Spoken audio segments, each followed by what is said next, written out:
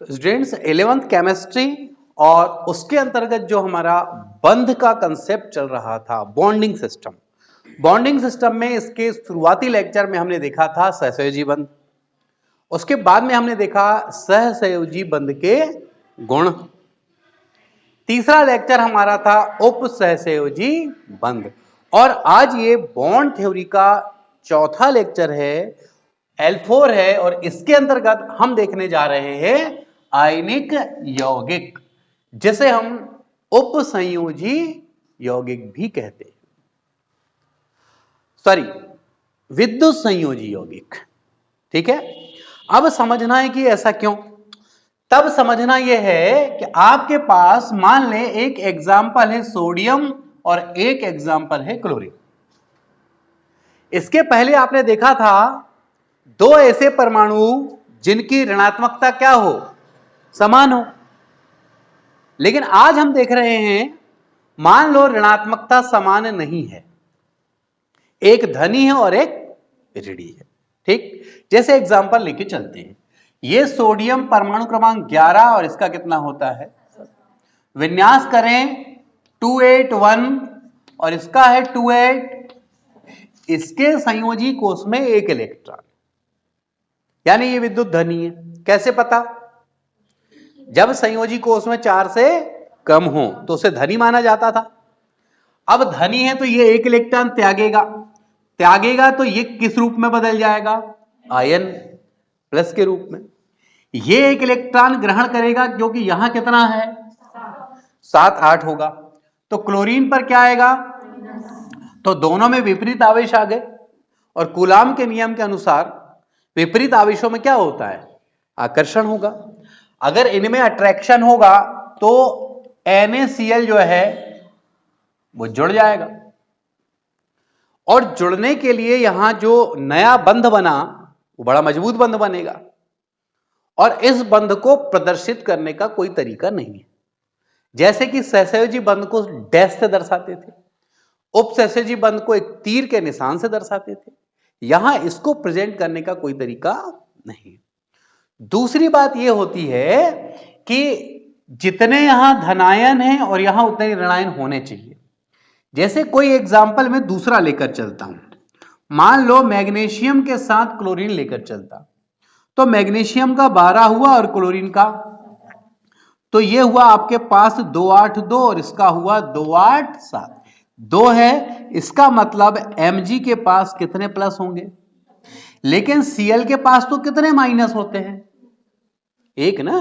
तो एक माइनस एक प्लस को सेटिस्फाई करेगा, संतुष्ट करेगा, तो दूसरे वाली के लिए कहां से लाओगे, इसलिए यहां क्लोरीन कितने लगेंगे, तब जाके फार्मूला बन जाता है Mg और Cl कितनी बार, 2 बार। लेकिन हमने आपको लास्ट टाइम सिखाया था कि आपको इतना नहीं सोचना है, पर नियम यह है सही मायने में।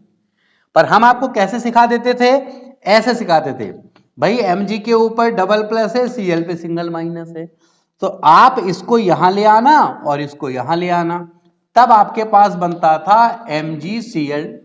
बनता तो वही था, लेकिन यह अलग मैटर है, करना ऐसे पड़ता वो एक अलग बात है। लेकिन नियम यह कहता है कि यहां जितने प्लस होते हैं उसको सेटिस्फाई करने वाले, संतुष्ट करने वाले उतने माइनस होना चाहिए। ये बात क्लियर हुई पहले? ठीक, तो अब हमारा जो आज का टारगेट है वो है आयनिक यौगिक, विद्युत संयोजी यौगिक भी कहते हैं। आयनिक यौगिक नाम से लग रहा आयनों से मिलकर बनने वाला यौगिक। तो इसमें एक परमाणु कैसा हो बोलो, धनी हो, और दूसरा कैसा हो, धनी वाला इलेक्ट्रॉन त्याग के क्या बनेगा, धनायन। ऋणी वाला इलेक्ट्रॉन ग्रहण करके क्या बनेगा, विपरीत आवेश होने की वजह से। और कैसा बल है ये, प्रबल, मजबूत बंध है। और मजबूत बंध है तो अभी से पता चल गया कि गलनांक क्वथनांक इसके उच्च होते होंगे। देखिए हम नोट्स में है, देखिए ऐसे दो परमाणु, यानी ये जो बंध है ऐसे दो परमाणु के बीच बनता है जिसमें से एक कैसा हो, विद्युत हो, तथा दूसरा कैसा हो, विद्युत। ठीक है, एक धनी और एक। तो विद्युत धनी परमाणु क्या करता है? इलेक्ट्रॉन को त्याग कर क्या बनेगा वो? एवं विद्युत ऋणी परमाणु इलेक्ट्रॉन क्या करेगा? और ग्रहण करके क्या बना? और दोनों आयन पर कैसे आवेश हैं? विपरीत आवेश। तो क्या होने वाला है? प्रबल आकर्षण बल से ये जुड़ जाते हैं। इस प्रकार आयनों के बीच बना हुआ बंध आयनिक या विद्युत संयोजी बंध कहलाता है। एग्जाम्पल की बात आएगी तो ये जो एग्जाम्पल का प्लेस है यहां आप कौन सा रख देंगे? ये पूरा जो कंसेप्ट हमने सिखाया इसको आप यहां पर नोट कर लेंगे पहले। क्लियर है? और बात आती है फिर इसके गुणों की। गुण बहुत सारे हैं, यहां फिलहाल हम लिमिटेशंस में बता रहे हैं आपको। देखें, रटने की जरूरत नहीं है। पहला गुण ये किससे बना है? विपरीत आवेशित आयनों से। वहीं की वहीं आंसर ले आओ। ये बंध कैसा है? प्रबल है। तो इसके गलनांक क्वथनांक क्या होंगे? उच्च होंगे ऑटोमेटिक। अच्छा, ये आयनिक है तो किस में घुलेगा? आयनिक में, मतलब पानी में घुलेगा। अब देखें, यह बंध विपरीत आवेशित आयनों से बना है। ध्रुवी विलायकों, ध्रुवी विलायक मतलब पानी है, एग्जाम्पल है उसका एक में, ये क्या है? विलय। और सहसंयोजी विलायक जिसका एक नाम और है, सहसंयोजी विलायक को कार्बनिक विलायक क्यों बोलते हैं? क्योंकि कार्बन से जितने यौगिक मोस्टली बने हैं वो सारे सहसंयोजी हैं। ठीक? में क्या है ये? नहीं, में अविलेय, यहां गलत लिखा हमने। में क्या है? अविलेय है। ध्रुवी विलायकों जैसे जल में विलेय है, लेकिन में क्या है? ये अविलेय है। बंध कैसा होता है? मजबूत, यानी इस कारण गलनांक व क्वथनांक कैसे होंगे? और अणुसूत्र लिखने का तरीका सिखाए थे हमने आपको, और अभी यहां भी सिखाया कि धनायन वाले को पहले लिखते और ऋणायन वाले को। वो 2-3 कुछ एग्जाम्पल्स थे आपके, अपवाद वाले याद होगा, जिसमें COO आता था, है ना? कौन कौन सा था उसमें? Format, acetate, benzoate, oxalate. और वो आपने उस लेक्चर में देख चुके हैं। यहां क्लियर? ये हमने यहां पे मूलभूत बातों को आपके सामने इंक्लूड कर लिया है। ठीक है?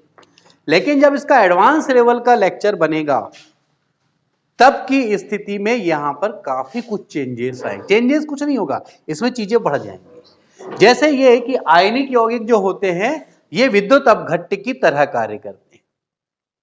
अगला पॉइंट अगर मैं लिखना चाहूं तो ये किसकी तरह काम करते हैं? विद्युत अपघट्य। ये विद्युत अपघट्य का कार्य करते हैं, अपघट्य का कार्य। अब बात आती है विद्युत अपघट्य होते क्या हैं, है ना? तो बात को समझना, विद्युत अपघट्य क्या है। आपके पास एक नमक का इतना टुकड़ा है, ये मान लो, वो जो गड़ा नमक आता है ना, नमक, ठीक है? अब यहां से करंट की आप 2 वायर लाओ, यहां लगा लो, टच।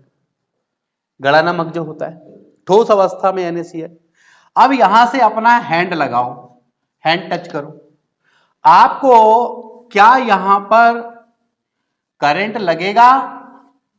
तो करंट आपको नहीं लगेगा। एक नमक का डेला लाओ, 2 वायर यहां से ले आओ, टच करो, और दूसरे हाथ को टच करो, आपको करंट नहीं लगेगा।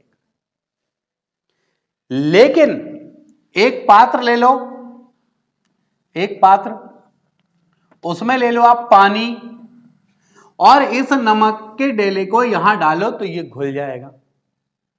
अच्छा, अब यहां 2 वायर डालो और यहां टच करो, अब आपको करंट लगेगा। ऐसा क्या हो गया? जब नमक ठोस अवस्था में था, आयनिक अवस्था में था, तब उसमें NaCl जुड़ा हुआ था। तो Na और Cl खाली नहीं थे, और धारा प्रवाह के लिए आवेश का स्वतंत्र होना जरूरी है, नहीं थे। तो ठोस अवस्था में इनके आयन एक दूसरे से मजबूती से बंधे हुए थे, कोई भी आयन स्वतंत्र नहीं था, जिससे कि यह धारा प्रवाह नहीं हुआ और करंट नहीं लगा।